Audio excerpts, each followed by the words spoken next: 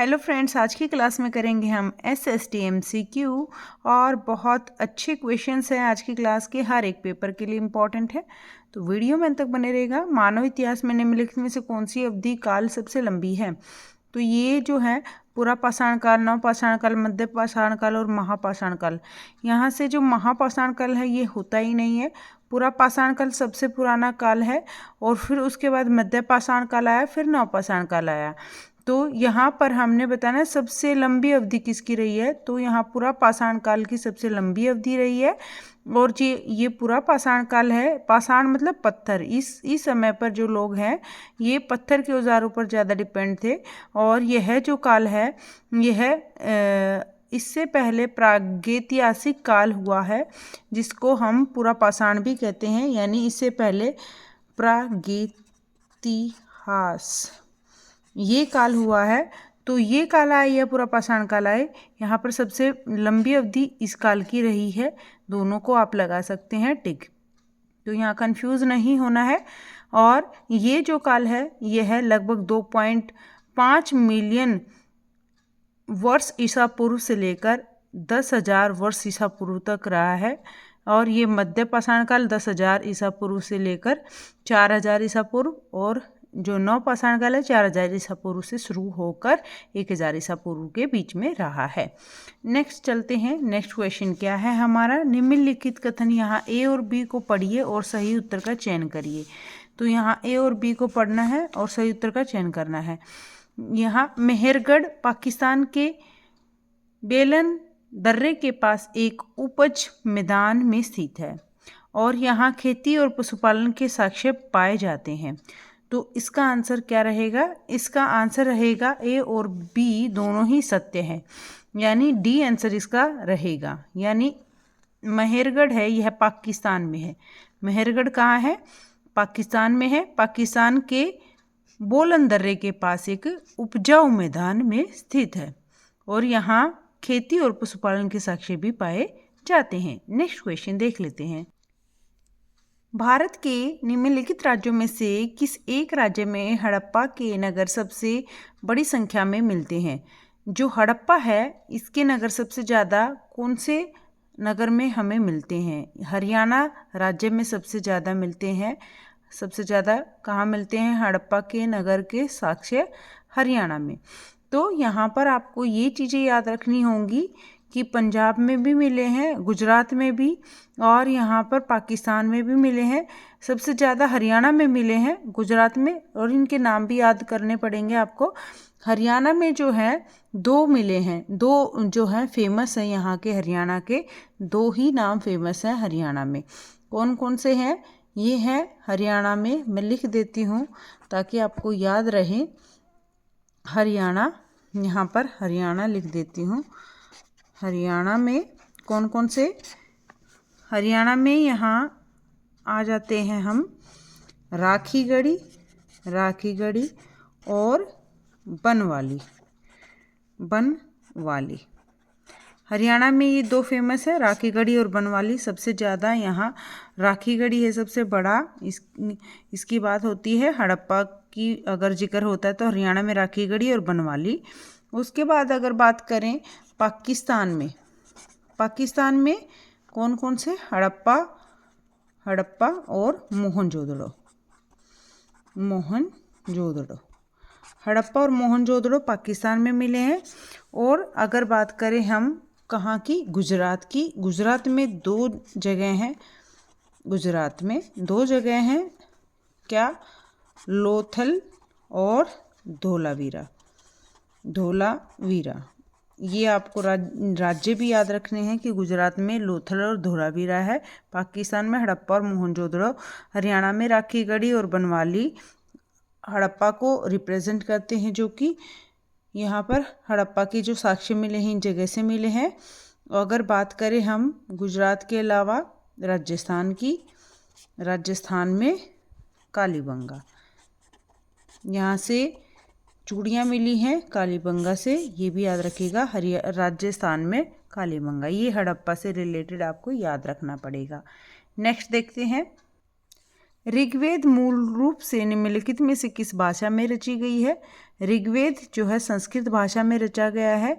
और जो ऋग्वेद है इससे रिलेटेड आपके बहुत सारे क्वेश्चंस बनते हैं जो आपको पता होना चाहिए। बेसिक क्वेश्चंस हम क्लास में लेकर चलते हैं साथ साथ। तो ऋग्वेद के बारे में आपको पता होना चाहिए कि यह रचा गया संस्कृत में, संस्कृत भाषा में रचना हुई। उसके बाद यहाँ से क्या याद रखना है आपको, ऋग्वेद जो है यह 3500 वर्ष ईसा पूर्व, 3500 वर्ष ईसा पूर्व इसकी शुरुआत हुई और यह लिखा गया 3500 वर्ष ईसा पूर्व, यह लिखा गया वर्ष ईसा पूर्व। और उसके अलावा यहाँ याद रखनी पड़ेगी आपको 1028 में कविताओं का संग्रह मिलता है। कविताओं का संग्रह किसका? कविताओं का संग्रह है। यहाँ ये है 1028 कविताओं का संग्रह यहाँ मिलता है। 10 मंडल यहाँ पर मिलते हैं इसके अंदर, 10 मंडल। उसके अलावा इसके अंदर क्या मिलते हैं? 11,000। अलग से क्वेश्चन बन जाता है कितने कविताओं का संग्रह है, कितने मंडल हैं, कितने हजार इसमें मंत्र हैं। 11,000 इसमें मंत्र लिखे गए हैं। और यह पहला वेद है, सबसे पहला ऋग्वेद सबसे पहला। 4 वेद हैं, 4 वेदों में से सबसे पहला ऋग्वेद है। और ऋग्वेद को हम क्या कहते हैं? पद्यात्मक वेद भी कहते हैं, पद्यात्मक वेद के नाम से भी हम जानते हैं ऋग्वेद को। और इसकी रचना सप्त सैंधव क्षेत्र में हुई थी। कहाँ पर? सप्त सैंधव क्षेत्र में इसकी रचना हुई थी। सप्त सैंधव क्षेत्र में इसकी रचना हुई थी। ये हुआ हमारे ऋग्वेद से रिलेटेड क्वेश्चंस।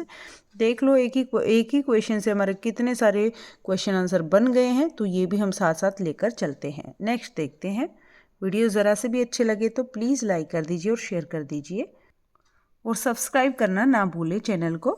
6वीं शताब्दी ईसा पूर्व में मगध महाजनपद के पहले शासक थे।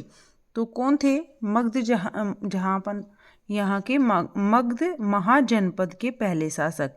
तो यहाँ पर आंसर रहेगा क्या? बिंबिसार। क्या रहेगा आंसर? बिंबिसार आंसर रहेगा इसका। और जो ये बिंबिसार हैं ये मगध महाजनपद के पहले शासक बने। और इसने क्या किया था? इसने जनजातीय और अक्षत्रिय लोगों को एक साथ मिलाकर जो है शासन किया था, यानी अपना राज्य बनाया था बिंबिसार। इसीलिए महाजनपद के पहले शासक बिंबिसार रहे हैं। और ये किस वंश से संबंधित है ये भी आपको पता होना चाहिए। ये हर्यक वंश से संबंधित है, हर्यक वंश से संबंधित है। दोनों चीज़ें आपको याद होनी चाहिए। निम्नलिखित में से कौन सा बौद्ध क्षेत्र के त्रिरत्नों में से नहीं है? तो यहाँ पर 3 रत्नों में से अहिंसा नहीं है, बोध, धम्य और संज्ञ। अगर बोध की बात करें तो बोध से रिलेटेड बहुत सारे इंपॉर्टेंट क्वेश्चन बनते हैं, बट हम बेसिक लेकर चलते हैं क्योंकि यहाँ पर जो बार बार पेपर में पूछे जाते हैं वही क्वेश्चन लेके चलते हैं। 3 रत्नों के नाम आप याद कर लीजिए। बुद्ध, बोध से ही बुद्ध बन जाएगा, बुद्ध, धम्य, धर्म से धम्य बन जाएगा, और संघ। बुद्ध, धम्य, संघ, तीनों रत्न याद कर लीजिए। उसके अलावा यहाँ से जो क्वेश्चन बनते हैं वो भी हम लिख लेते हैं। बुद्ध से रिलेटेड क्वेश्चन बनता है। सबसे पहला इसका जन्म कहाँ हुआ था? बुद्ध का जन्म हुआ था, कहाँ पर हुआ था? यह हुआ था 563 ईसा पूर्व। ये याद रखिएगा, सबसे ये सीधा पूछ लिया जाता है कितनी ईसा पूर्व। यहाँ पर आपको 563, 536 इस तरह से ऑप्शन मिल जाएंगे। इनका जन्म हुआ 563 ईसा पूर्व। कहाँ पर? नेपाल में लुम्बिनी नामक स्थान पर, नेपाल के लुम्बिनी नामक स्थान पर यहाँ जन्म हुआ। और इसका पहला उपदेश बहुत पूछा जाता है। फर्स्ट उपदेश, पहला उपदेश कहाँ दिया था इन्होंने? सारनाथ में दिया था। सारनाथ में इन्होंने पहला उपदेश दिया था जो कि यूपी में था। और इनकी मृत्यु भी बहुत बार पूछी जाती है। इनकी मृत्यु कब हुई, कहाँ हुई? यहाँ मृत्यु हुई कुशीनगर में। कुशीनगर में कौन सी जगह पर हुई? उत्तर प्रदेश। उत्तर प्रदेश के कुशीनगर में इनकी मृत्यु हुई। ये जितने इंपॉर्टेंट क्वेश्चन बनते थे यहाँ से हमने कर लिए हैं। बस आज की क्लास में इतना ही। हमारी 10 मिनट की ही क्लास आज की रहेगी। Thank you so much video में अंत तक बने रहने के लिए। आई होप ये छोटी सी क्लास आपके लिए हेल्पफुल होगी। Bye bye, take care. Video को लाइक कर दीजिए और सब्सक्राइब कर लीजिए चैनल को। Take care, bye bye.